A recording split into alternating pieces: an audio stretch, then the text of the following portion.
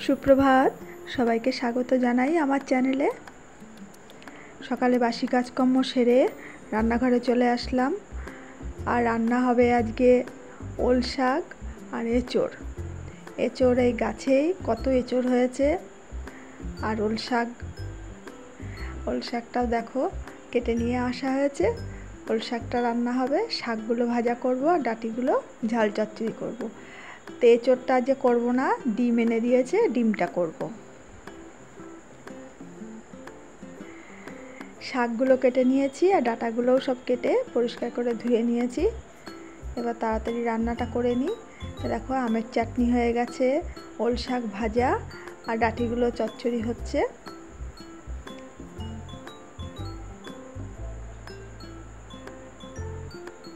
আর ডিমটাও বসিয়ে দিয়েছি এখানে। রাতের বেলা একটু চাউমিন করলাম।